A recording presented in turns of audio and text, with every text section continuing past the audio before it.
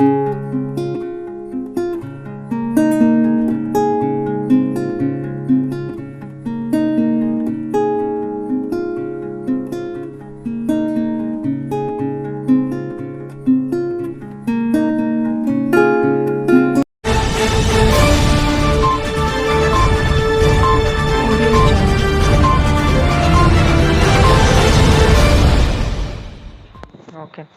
तो मैं ये बोलना चाहूँगा कि आज हमारे देश में मतलब कि 70 साल हो गए हैं रिजर्वेशन को हुए, तो आज हमारे देश में रिफ़ॉर्म की ज़रूरत है, हर चीज़ में रिफ़ॉर्म हो रहा है।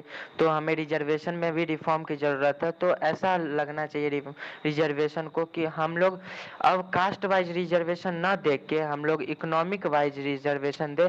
जिनकी इकोनॉमी बहुत कम है, मतलब कमज़ोर है, जो आर्थिक रूप से बहुत कमज़ोर है, जिन्हें हाँ मतलब कि ज़रूरत है रिजर्वेशन की, उन्हें ही अब रिजर्वेशन दिया जाए।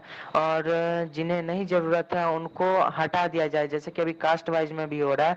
जो ऊपर अभी उठ चुके हैं वो भी रिजर्वेशन का फ़ायदा उठा रहे हैं, तो उन्हें मतलब कि हटा दिया जाए और इकोनॉमिक वाइज रिजर्वेशन को दिया जाए। और इंडिया से अभी यही ज़रूरत है कि इकोनॉमिक वाइज अगर हम रिजर्वेशन देते हैं तो इक्वली डेवलपमेंट होगा हमारे इंडिया में, और बहुत ही तेज़ी से ग्रो करेगा। मतलब कि इंडिया का जैसे इकोनॉमिक बहुत। देवराज ने बोला कि उन्हें 100% इंश्योरेंस था कि सिर्फ इसी टाइप के मुद्दे को रखेंगे, बट वो मुद्दे में कुछ खराबी तो नहीं थी। वो जो बोल रहे हैं सही बोल रहे हैं। आप लोग जो कास्टिज्म को, आप लोग को ऐसा लगता है कि कास्टिज्म को नहीं हटाया जा सकता है, वही हमारे लिए सबसे बड़ी कमजोरी है।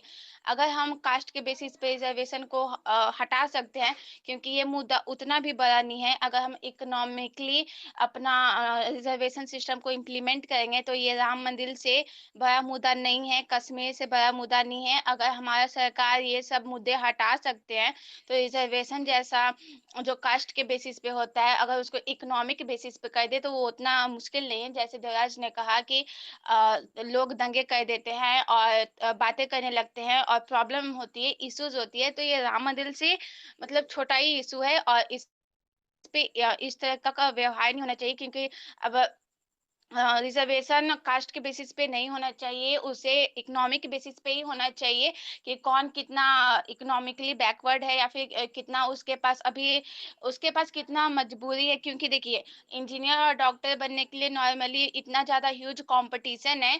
अगर आप साइड में देखते हैं तो जो तेज नहीं है, जो मानिए कि जिनका कंपटीशन में सिलेक्शन नहीं हुआ, वो लोग कहाँ जाएंगे? तो उन सब लोगों के लिए थोड़ा, एक तो पहले से उन लोग बहुत पीछे हैं इकोनॉमिकली, तो उन्हें आगे लाने के लिए, उन्हें कम से कम जीने खाने के लिए, रहने के लिए, उनके लिए रिजर्वेशन बहुत इम्पोर्टेंट हो जाती है। और आप कह रहे हैं कि ये जो मुद्दा है ये बहुत मतलब दंगा फसाद कराने वाली होगी, तो ऐसा नहीं है। ये मुद्दा उतना भी ज्यादा डेंजरस नहीं है जितना राम मंदिर का था। So I'm going to keep my point in English as it will support my quotation. Only reserved are deserved, which means as per a national survey, only 0.7% of entire population gets scholarship through merit and rest are reserved. Students studying hard and from general category don't have a bright chance to grab the opportunity, even he or she is from financially unstable background.